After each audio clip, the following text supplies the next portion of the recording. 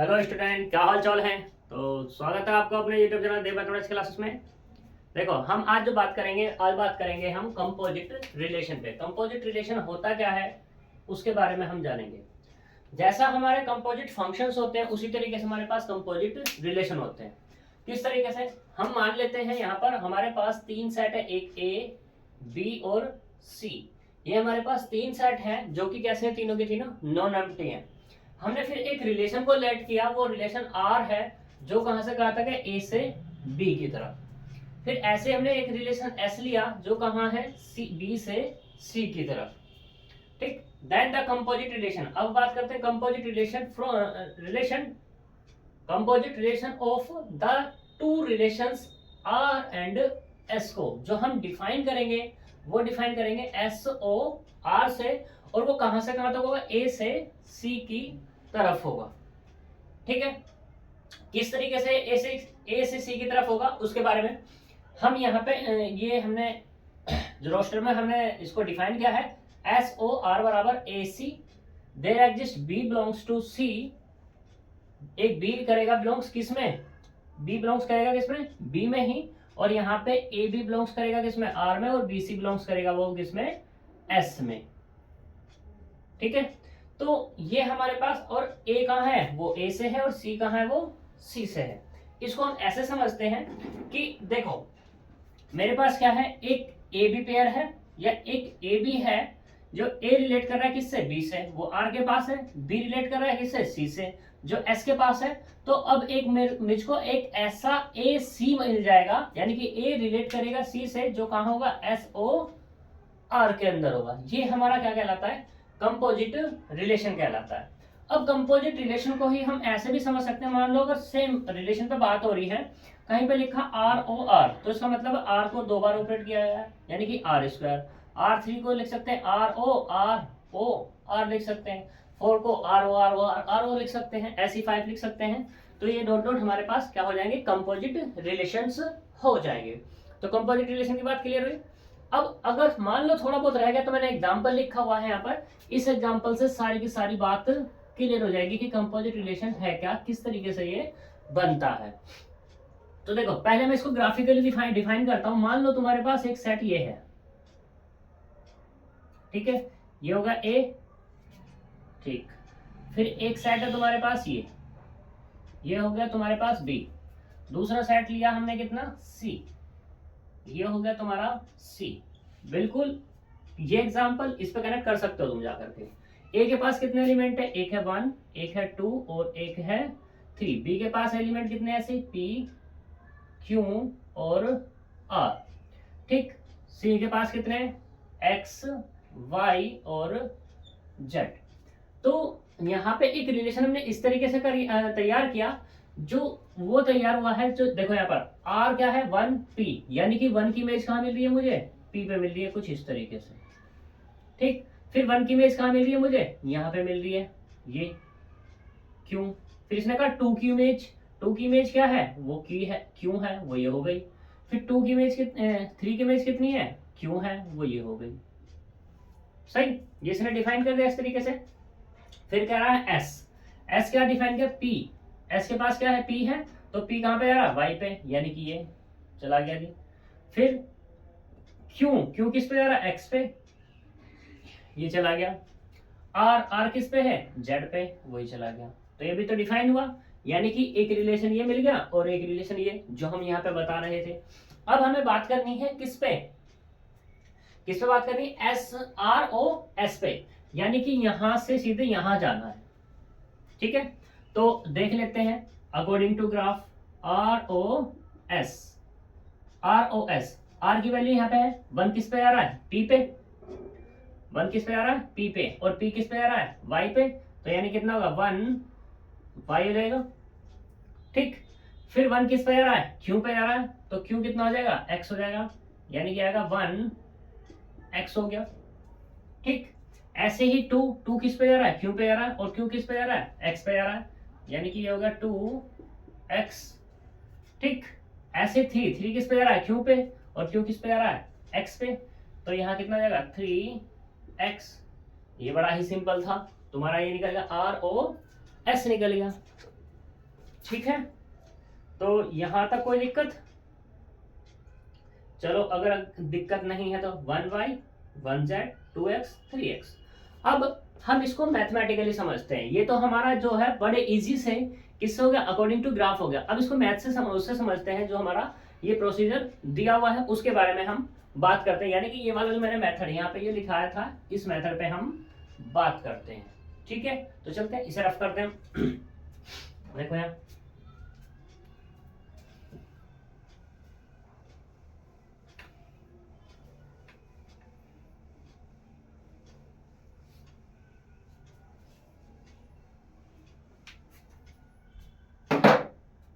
तो देखो यहाँ पे हमें गिवन तो है ही कि r बराबर कितना दिया हुआ है। r है हमारे पास कितना, 1p 1q, फिर दूसरा 2q और 3q, ये दिया हुआ है।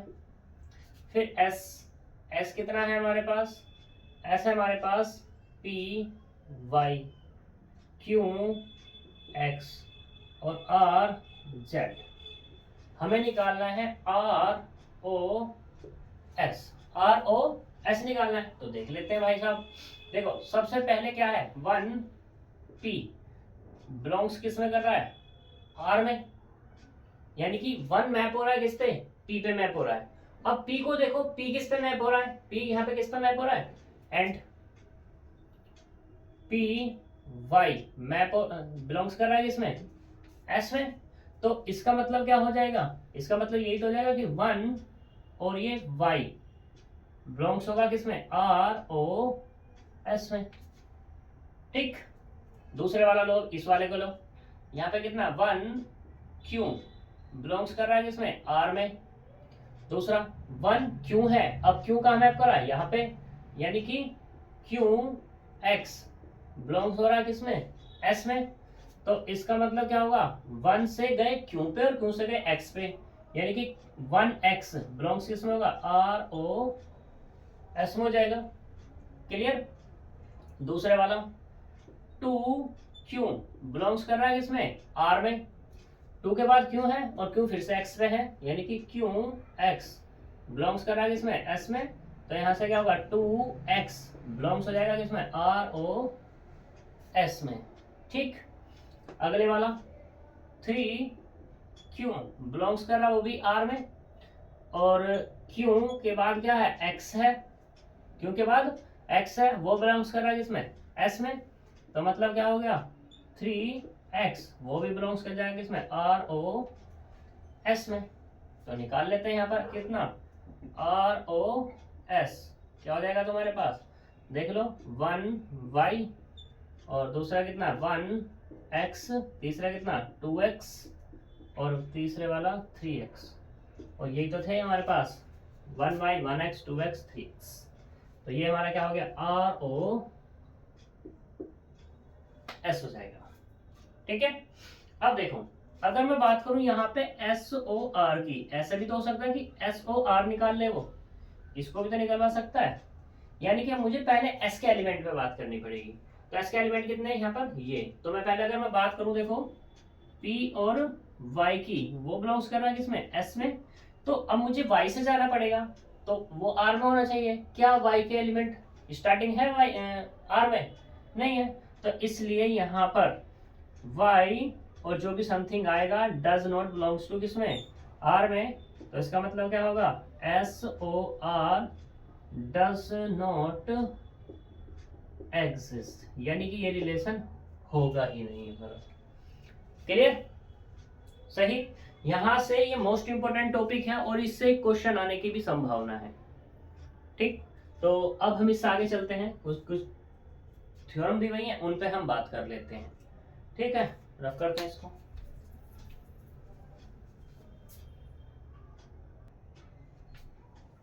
देखो अब यहाँ पर हम दो थ्योरम पे बात करेंगे। दो थ्योरम क्या है, वो पहली थ्योरम है यहाँ पर, पहली थ्योरम ये कहते हैं कि if r is a relation from a to b, एक रिलेशन है r जो कहां से कहां तक है, a से लेकर b पर। ऐसे एक रिलेशन लिया जो कहां है, b से c पर, और टी एक रिलेशन लिया जो कहां पर है, सी से डी पर। तो हमें प्रूफ करके दिखाना है T O S O R बराबर T O S O R के, ये हमें प्रूफ करके दिखाना है। तो इसको हम जो प्रूफ करेंगे ये हमारा वैसे एसोसिएटिव लॉ है, तो यहाँ पे प्रूफ 1 पे बात करते हैं, फिर दूसरी चीज उस पर बात कर लेंगे। तो इसको जो हम प्रूफ करेंगे, इसको हम प्रूफ करेंगे मैट्रिक्स की हेल्प से। तो यहाँ पे हम लेट करेंगे, क्या लेट करना है कि जो हमने पास ये रिलेशन माने हैं, इन रिलेशन को हम मान लेते हैं कि एम आर एम एस और M T be the matrix, ये हमने क्या मान ली, मैट्रिक्स रिलेटेड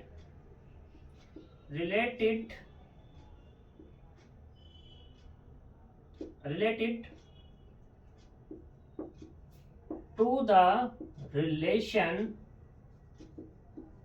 कौन कौन सा, आर एस एंड टी पे, ये हमने मान लिया। तो देन हम लेके चल रहे हैं यहां पर, अब पहले हम लेके चलते हैं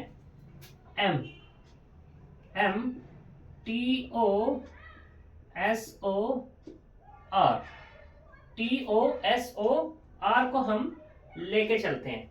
तो ये क्या होगा हमारे पास, ये होगा एम एस ओ आर हो जाएगा, M S O R into में कितना होगा एम टी, ये हमने मान लिया। वैसे हमने जो माना है ये गलत सा माना है, नहीं गलत नहीं सही माना है, क्योंकि यहाँ पे जब भी प्रॉपर्टी होगी ना तो अलग हमारे पास, ये तुमने देखा होगा कि एक प्रॉपर्टी ये होती है ए बी का डैश, तो कितना होता है, तो बी का डैश और ये ए का डैश, उसी का मुझे यहाँ पर यूज करना है। तो T O S O R है, तो हम एस ओ आर को पहले ले आएंगे और बाद में किसको ले आएंगे, टी को ले आएंगे। तो फिर ऐसे ही मुझे अब यहाँ पे यूज करना है, तो एम आर पहले ले आएंगे और बाद में क्या लेंगे, एम एस ले आएंगे।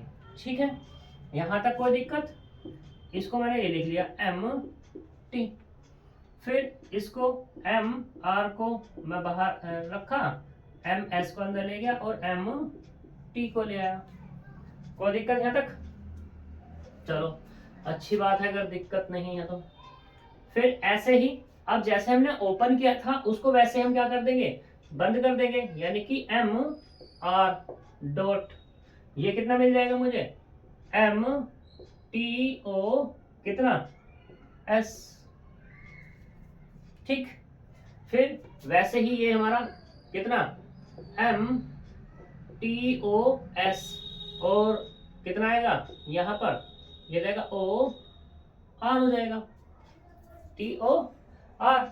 जब ये हुआ, ये किसके बराबर चल रहा है हमारे पास, यहाँ पर ये चल रहा है M T O S O R के, एस ओ आर बराबर कितना M T O S O R के। तो मतलब क्या मिला मुझे, T O S O R बराबर कितना, टी ओ एस और ओ आर के। कोई दिक्कत, और यही क्या करना था मुझे, प्रूफ करना था, क्या ही दिक्कत है, कोई प्रॉब्लम। ठीक, अब हम दूसरी वाली थ्योरम के ऊपर प्रूफ करते हैं। दूसरी वाली थ्योरम क्या है उस पर बात करते हैं, चलते हैं दूसरी थ्योरम पर। प्रूफ 2 ही लिख देंगे यहाँ पर बस।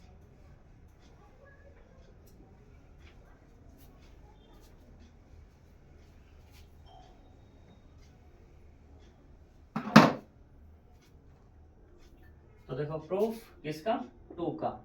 तो यहाँ पे प्रूफ 2 क्या कहता है, let R be a relation from the set A to set B. एक रिलेशन है आर जो कहाँ ए से लेकर बी पर है, ठीक, और दूसरा ले लिया एस, एस रिलेशन कहाँ है, बी से लेकर किस पे है, ये सी पे है।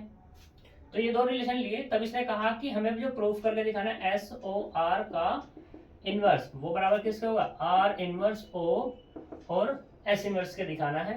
तो देखो करते हैं, हम यहाँ पे लेट करते हैं, एस ओ आर की बात हो रही है, तो हम यहाँ पे लेट करके चलते हैं कि ए सी, यस एस ओ आर है, एस ओ आर या आर ओ एस, जो भी तुम बोलना चाहो। तो मैंने मान लिया यहाँ पर कि सी ए बिलोंग्स कर रहा है किसमें, एस ओ आर और उसके इनवर्स में। और अगर मैं यहाँ पे इनवर्स की प्रॉपर्टी लगाऊं तो क्या होगा, ए सी बिलोंग्स करेगा किसमें, एस ओ आर में करेगा। तो इसका मतलब क्या हो जाएगा यहाँ पर, एस ओ आर। ठीक है, सही बात है।